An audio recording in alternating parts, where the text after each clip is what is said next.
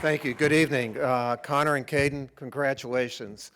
How good was that, huh? I mean, it doesn't get better than that. Is anybody from the NCAA here tonight?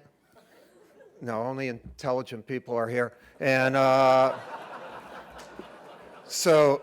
offering them a scholarship to Duke. I don't know if I'll be around that long, but we got to get them. We got to get them really quick.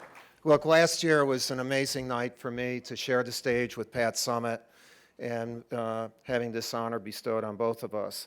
When a coach gets in or gets this type of an award, it's because you coach Grant Hill and Leitner and Kobe and LeBron and all these guys. And when you get in as a coach, you bring all the guys that played for you in with you. When an athlete gets this award, it's because he or she has distinguished himself or herself in an amazing fashion. During this past year, LeBron James became one of 3 men to ever win an NBA championship, be named MVP, and win an Olympic gold medal, the other 2 being Michael Jordan and Bill Russell. Rarefied air, rarefied air. He also, this past year, was MVP of the NBA Finals. To have a year like this makes him so deserving, accomplishment-wise. But this award is much more than just an accomplishment. It's the way you accomplish. It's how you accomplish. It's not what you accomplish. And based on the fact that I think, LeBron, you've been the most scrutinized athlete that I've ever seen in my lifetime.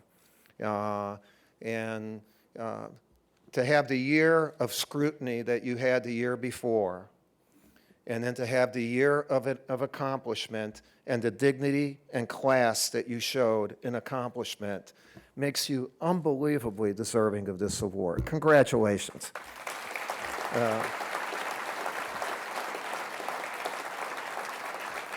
Isn't it amazing that 17 covers ago, it's a long way since Akron, man, you were a high school junior on the first cover of Sports Illustrated, the first of 17. The 18th, by the way, you look even better. But on that 17th, on that first cover, you were called the chosen one. What an amazing thing to put on a 17-year-old kid at that time in his life. And one of our times in coaching the Olympics, I was standing next to LeBron, and he has tattoos. He's capable of having tattoos. Obviously, I'm one of those people who are not. And but I wanted to bond with him, so I said, hey, I want the same tattoo that you have. And I looked at his back, and it says, the chosen one. And so I said, I'm going to get one of those. It's a true story. I'm hoping that we're going to have this moment, this real good moment. And he leans down. He didn't want to embarrass me. Thank you for having that. And he says to me, Coach, there's only one chosen one.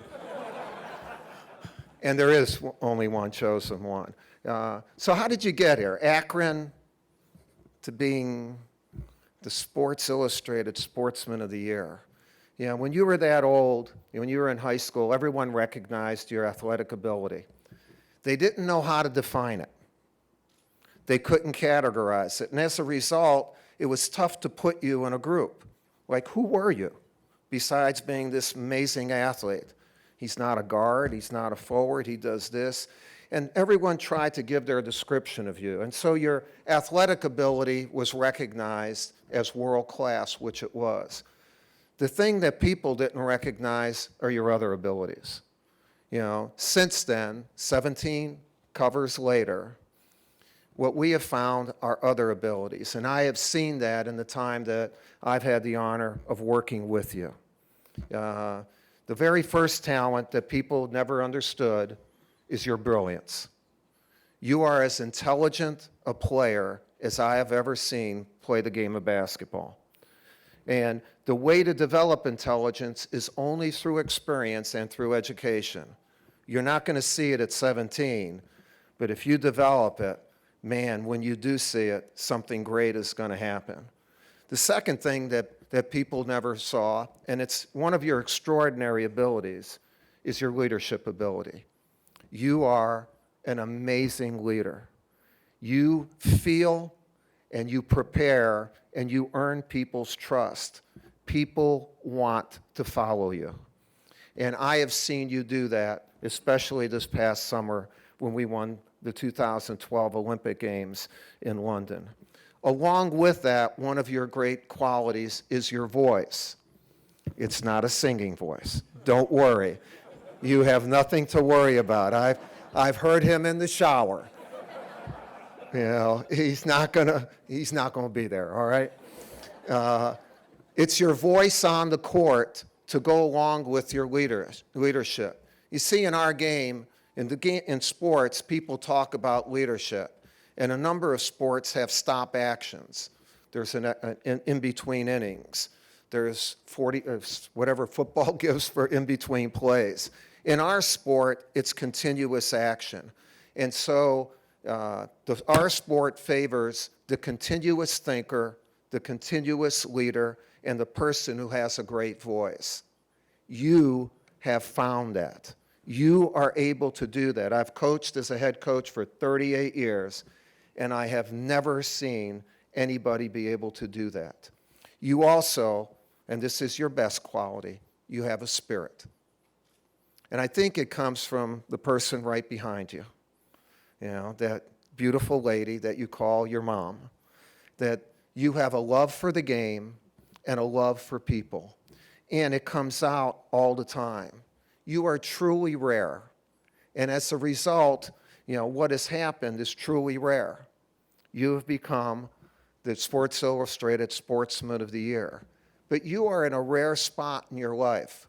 And everyone in the audience, there just aren't people like this. You are in a position of mastery. That's where you are with your game.